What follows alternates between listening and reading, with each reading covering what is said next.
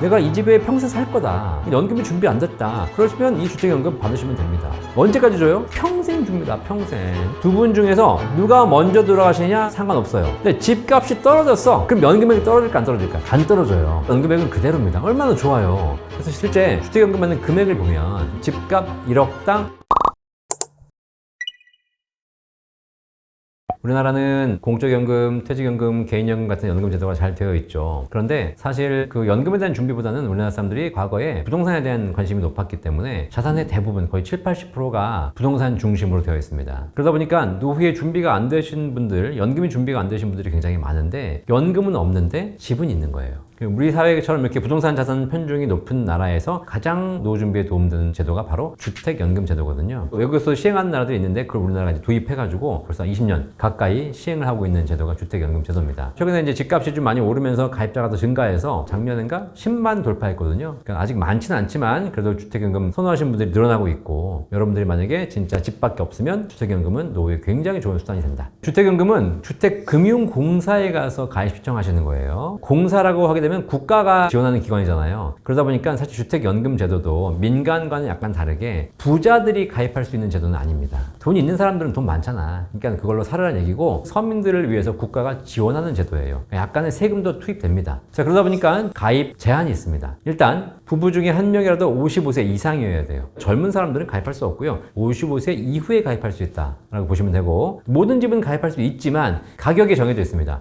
공시가격 기준으로 12억 원 이하인 경우에만 가능합니다. 12억 원. 자, 그러면 이런 경우 있습니다. 내가 집이 한 채인데 공시가격이 13억 원이야. 이분은 주택연금 가입 안 됩니다. 그런데 내가 집이 세 채인데 3억짜리 세 채가 있어. 합산해가지고 12억 원이 안 되잖아요. 자, 그러면 그 중에서 내가 살고 있는 주택으로 주택연금 가입할 수 있습니다. 그러니까 내가 보유한 주택의 공시가격이 총 합계액이 12억 원 이내인 경우에 가입할 수 있습니다. 그리고 세 번째 조건, 반드시 실거주해야 됩니다. 내가 사는 집으로 주택연금 가입하는 것이고, 사는 집을 담보로 연금 받는 것이지, 내가 투자하고 있는 집, 월세 주고 있는 집으로 주택연금 가입할 수 없습니다. 자, 그래서 여러분이 살고 있는 주택, 주거용 주택이어야 돼요. 주거용 오피스텔 가능합니다. 이런 주택을 가지고 12억 원 이내라면 그 집을 담보로 주택연금 가입해서 평생 연금 받을 수 있는 것, 이것이 주택연금 가입 기준이다 라고 보시면 되겠습니다. 자, 그런데 이제 55세 이후가 되면 가입이 가능하지만 실제로 55세, 60세에 가입하신 분들은 거의 없어요. 왜냐면 이제 이 주택연금이라는 것이 내 집을 담보로 연금 받는 거고, 그러다 보니까 주택을 자꾸 이사 다니고 이렇게 되면 물론 연금이 승계가 되긴 하지만 불편합니다. 금액도 바뀌고 여러 가지 조건이 많거든요. 그러다 보니까 내가 그냥 내 노후에 평생 살 집이 고정되어 있는 상태에서 그 집을 주택연금으로 가입하시는 것이 제일 좋죠. 대부분 가입하신 연령대가 70대 초반에 가장 많이 가입하십니다. 5, 60대는 주거에 대한 이동 변동이 많기 때문에 그렇고요. 그리고 일찍 가입하면 가입할수록 안 좋은 게 뭐냐면 연금을 받는 기간이 길어지지 않습니까? 모든 연금이 그래요. 받을 기간이 얼마 안 남았으면 한 번 받을 수 있는 금액이 커집니다. 근데 받을 기간이 길면 길수록 똑같은 재산을 가지고 오래 나눠줘야 되기 때문에 한 번 받는 금액이 적어집니다. 실제 주택연금 받는 금액을 비교해 보면 70세에 가입하시잖아요. 그럼 집값 1억당 월 30만 원 받습니다. 그러니까 내가 집값이 5억이다. 그럼 150만 원 받아요. 그런데 만약에 내가 65세에 가입한다? 그러면 집값 1억당 25만 원이에요. 60세에 가입한다? 집값 1억당 20만 원이에요. 그 전에 가입한다? 더 떨어집니다. 일찍 가입할수록 한 번 받는 금액이 낮아지고 그걸 평생 받게 되는 것이고, 늦게 가입할수록 한 번 받는 금액이 높아지는 것이죠. 그래서 너무 일찍 가입하시는 건 좋지 않고요. 70세 정도에 가입하시는 것이 가장 보편적이다 라고 보시면 되겠습니다. 집값도 마찬가지입니다. 내가 뭐 1억, 2억짜리도 가입 가능하고 5억, 10억짜리도 가입 가능합니다. 하지만 10억 초과하는 집을 가지고 가입하시는 분들은 거의 없어요. 아까 제가 말씀드렸죠. 주택연금 가입하려면 가입 기준이 공시가격 12억 원 이내면 가입할 수 있습니다. 자, 공시가격 12억 원이라는 얘기는 시세는 그거보다 훨씬 높죠. 14억, 15억, 16억도 나올 수 있습니다. 그러니까 15억, 16억짜리 집도 공시가격이 12억 원 이내면 주택연금 가입할 수 있다는 겁니다. 자, 그런데 그런 10억 넘어가는 집을 가입해봐야 연금액이 더 올라가지 않습니다. 왜냐면 이게 연금이라는 것이 대출을 해주는 것이기 때문에 대출 일정한 한도가 정해져 있거든요. 그러니까 예를 들면 내가 집값이 1억이에요. 여기서 1억은 시세입니다. 시세. 그런데 가입은 공시가격으로 하지만 지급은 시세로 합니다. 그러니까 실제 시세가 1억 원이면 월 30만 원 받는 거예요. 70세. 자, 그러면 1억이 30만 원이니까 5억은 150만 원 받습니다. 10억도 300만 원 받습니다. 이해되시겠죠? 자, 그러니까 5억짜리 집은 150만 원 받고 10억짜리 집은 300만 원 받으니까 15억짜리 시세 집이니까 450만 원 받겠지 라고 생각하고 가입하실 수 있잖아요. 그죠? 그렇지 않아요. 10억 이상은 차이가 없어요. 거의 변동이 없습니다. 9억, 10억 넘어가기 시작하면 그다음부터는 집값이 더 비싸다고 해가지고 연금액이 더 늘어나지 않습니다. 그렇기 때문에 실제 대부분 가장 많이 가입하신 가격대가 서울 경기에서는 5, 6억대가 가장 많아요. 여러분들이 혹시 10억짜리 집을 갖고 있다. 그러면 10억짜리 집을 가지고 주택연금 가입하시는 것도 하나의 방법이지만 만약에 가능하다면 10억짜리 집을 팔고 5억짜리 집으로 이사해서 5억짜리 집으로 연금 받고 현금 5억을 활용하시는 것이 사실 어떻게 보면 더 좋은 방법이죠. 지급받는 유형은 평생 받는 종신연금형이거든요. 이것이 대부분 기본입니다. 그래서 지금 현재 주택연금 가입자 중에 60, 70% 이상은 대부분 다 종신형으로 받고 있어요. 자, 그런데 내가 종신형보다는 그냥 확정 기간으로 받고 싶다. 그럼 확정으로도 받을 수 있습니다. 그 다음에 뭐 징역형 받고 싶다. 이런 것들도 있으니까 이런 거는 가입할 때 한번 참고해 보시면 될 것 같아요. 자, 그래서 대부분이 다 종신형으로 받을 수 있고요. 중간에 내가 일부를 인출해서 쓸 수 있는 형도 있습니다. 내가 이 집을 가지고 매달 연금 받을래? 일부는 인출해 쓸래? 가능합니다. 근데 인출해 쓰는 금액이 크면 클수록 연금액은 훨씬 작아지겠죠. 자, 그리고 연금 받는 방식 중에 하나 가장 여러분이 좀 알고 계셔야 될 게 뭐냐면 우대형 방식이라고 있습니다. 우대형 방식. 이게 뭐냐면 주택연금 아까 제가 70세쯤 가입하게 되면 시세 1억당 월 30만 원 받는다고 말씀드렸어요. 그런데 내가 기초연금 수급자고 시세로 2억 원 미만의 주택에 살고 계신 분들, 이분들은 우대형 주택연금 받을 수 있습니다. 그건 뭐냐면 일반적인 연금보다 우대형 주택연금은 한 20%가 더 나옵니다.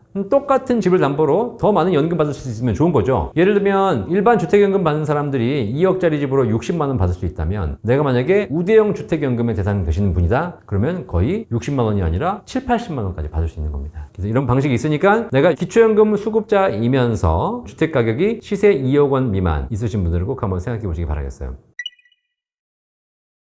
자, 주택연금 가입하실 때 대출이 있으면 주택연금이 가입이 되나요? 라고 물어보신 분 계십니다. 주택담보대출. 대출이 있어도 주택연금 가입할 수 있습니다. 걱정하지 않으셔도 됩니다. 하지만 대출이 있다면 대출이 있는 집으로는 가입하지 마십시오. 대출이 있어도 가입은 할 수 있지만 이게 어떤 과정을 거치냐면 여러분이 가지고 계신 주택담보대출을 국가가 먼저 상환해주고 그리고 연금을 지급하는 구조예요. 내 대신 상환을 해줬기 때문에 이자를 국가가 평생 갚아주는 겁니다. 근데 그 이자를 어디서 빼는 거냐? 내 연금에서 빼는 겁니다. 내 집값이 3억 원이에요. 3억짜리 집으로 주택연금 가입하게 되면 한 달에 100만 원씩 평생 받을 수 있는 금액이 나옵니다. 근데 내가 이 3억짜리 집에 1억 5천만 원 대출이 있다고 보십시오. 자, 그럼 상식적으로 생각하기에 3억짜리 집으로는 100만 원 받을 수 있는데 내가 절반 1억 5천이 대출이 있으니까 이걸로 가입하게 되면 연금이 절반 50만 원밖에 안 나오겠네 라고 생각하시겠죠? 그렇지 않습니다. 실제로 1억 5천 대출이 있으시면 국가가 1억 5천의 대출을 갚아줍니다. 그럼 그 1억 5천에 대한 이자가 생기지 않습니까? 그 이자를 연금액에서 까는 건데 이 이자가 100만 원이 생겨요.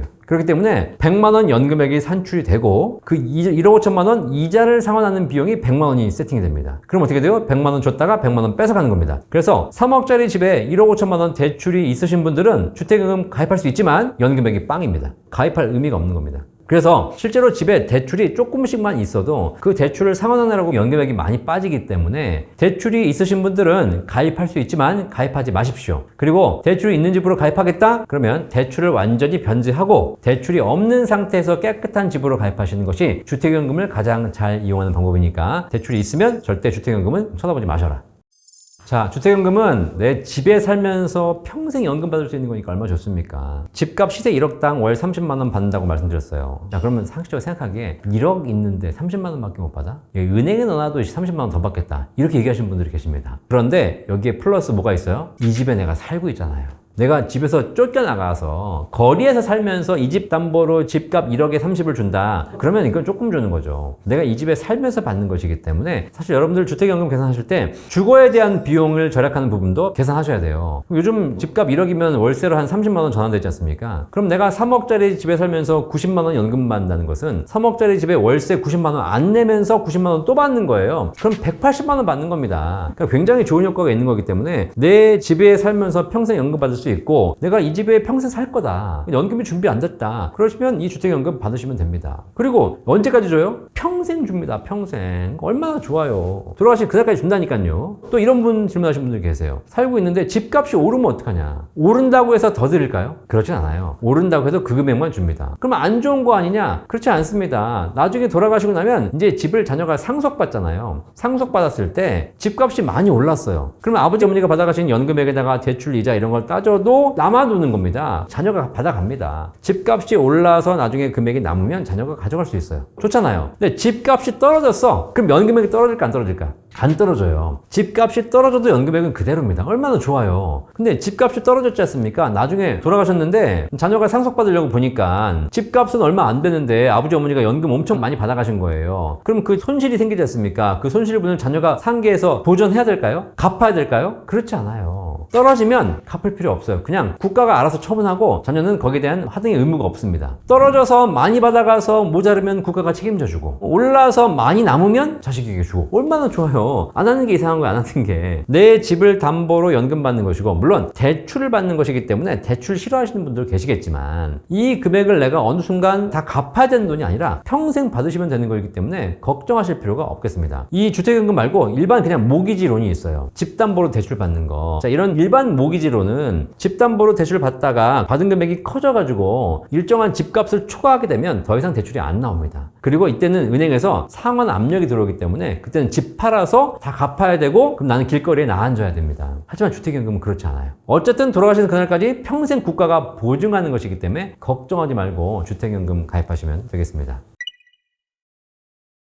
주택연금 받으실 때 나랑 배우자랑 같이 살잖아요. 그죠? 자, 그러면 4명이 있는 집도 상관없고 배우자 명의인 집도 상관없어요. 공동명의도 상관없습니다. 물론 나랑 자녀랑 공동명의인 집도 있습니다. 이런 집은 주택연금 가입 안 되지만 부부끼리 공동명의이면 주택연금 가입 가능합니다. 그리고 주택연금의 가장 큰 특징이 뭐냐면 두 분 중에서 누가 먼저 돌아가시냐 상관없어요. 두 분 중에 최종 생존자까지 연금을 지급합니다. 그렇기 때문에 둘이 살다가 한 분이 돌아가신다고 해가지고 연금이 중단되지 않습니다. 남은 배우자에게 동일한 금액을 평생 드립니다. 국민연금은 내가 받다 죽으면 60%만 지급됩니다. 개인연금은 내가 받다 죽으면 남은 금액만 지급됩니다. 하지만 주택연금은 내가 받던 금액, 같이 살 때 받던 금액을 동일한 금액을 한 분이 살아계셔도 평생 지급됩니다. 다만 조건이 하나 있습니다. 여러분이 가입하실 때 저당권 방식으로 가입하지 말고 신탁 방식으로 가입하셔야 돼요. 어떤 사례가 있었냐면 저당권 방식으로 가입한 경우가 있었습니다. 과거에 그렇게 했거든요. 아버지가 돌아가셨어요. 집이 아버지 명의야. 그러면 아버지가 돌아가셨으니까 어머니가 남았잖아요. 주택금융공사에서는 어머니한테도 연금을 평생 지급하려고 있었어요. 그런데 우리나라가 이제 제도상 아버지가 돌아가시면 상속이 발생하지 않습니까? 그러면 아버지 집이 어머니한테 상속되면 좋은데 자녀들도 법정 상속 지분이 있습니다. 법에서 공식적으로 인정된 상속 지분이 있는 거예요. 그죠? 그러니까 어머니가 주택연금 받으려면 어머니 이름으로 집이 넘어가야 돼요. 근데 자식 중에서 아니 그 집에 나도 지분이 있으니까 내 건 나 주십시오 라고 얘기한 겁니다. 자, 그러면 주택금융공사에서 어머니한테 연금을 지급하려고 보니까 자식이 자기 지분이 있다고 얘기하는 거야. 그러면 권리관계가 문제가 생깁니다. 그럼 그때부터 주택연금 지급이 중단돼요. 그래서 못 받는 경우들이 꽤 생겼어요. 이런 문제가 생기기 때문에 주택금융공사에서 이제 하나의 방식을 만든 게 저당권 방식이 아니라 신탁 방식 만들었어요. 이게 가입 시점부터 명의를 주택금융공사에 신탁을 해버리는 겁니다. 그러면 돌아가신 이후에도 자식이 상속권을 주장할 수 없어요. 그래서 결국은 그런 문제가 있으니까 여러분들이 참고하셔서 보시기 바라겠고요. 누가 돌아가시든 관계없이 연금 받을 수 있다. 주택연금 받으시면서 세금이 나오냐, 연금이 소득이니까 건보료가 부과되지 않냐 이런 거 물어보신 분 계세요. 그렇지 않습니다. 주택연금은 소득이 아니에요.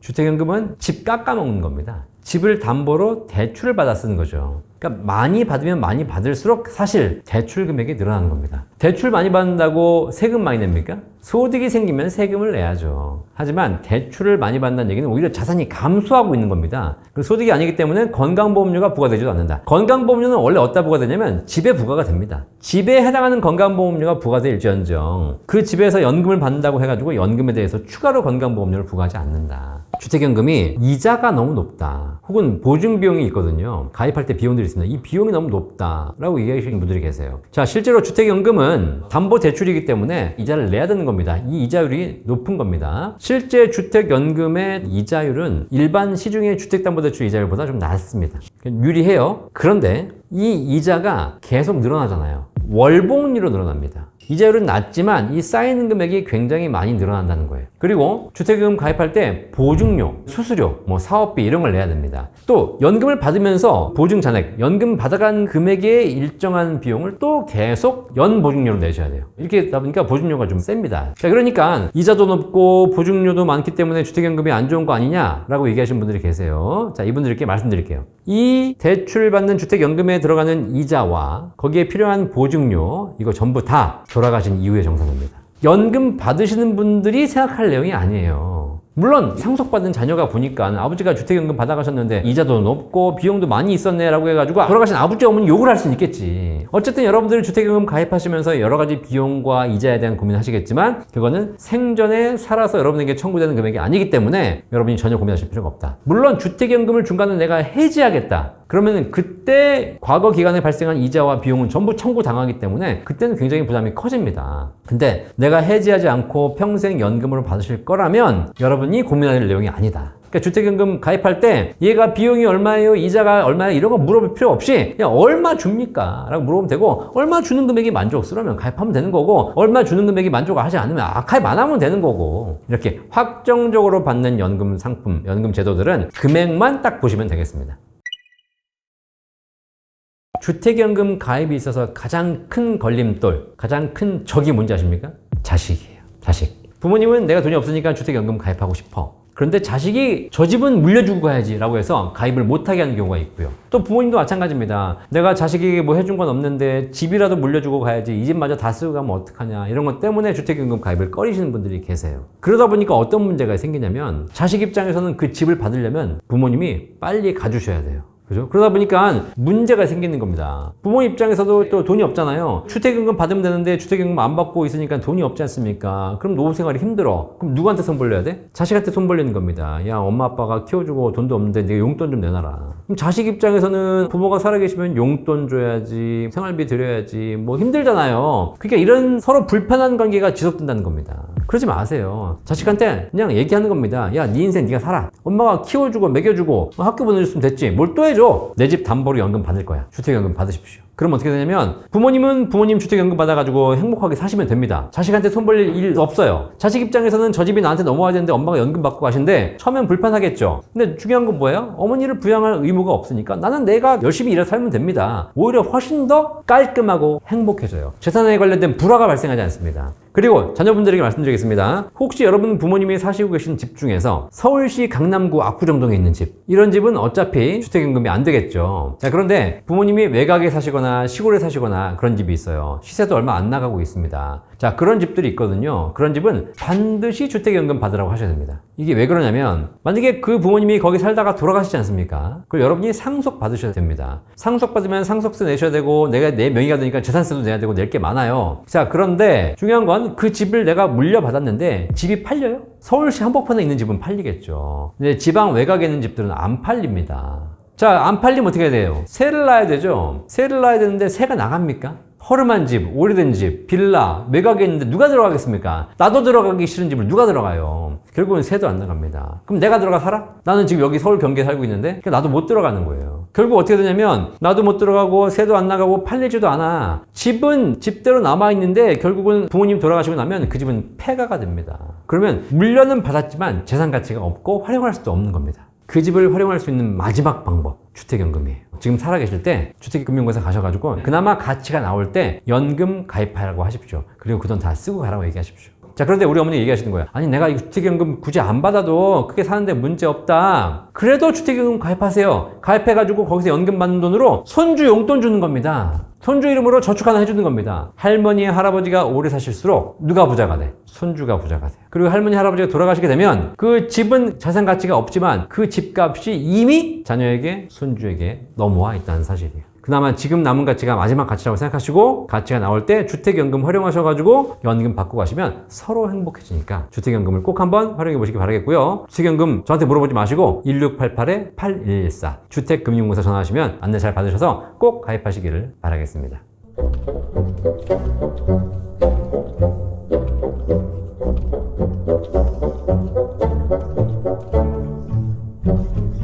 Thank you.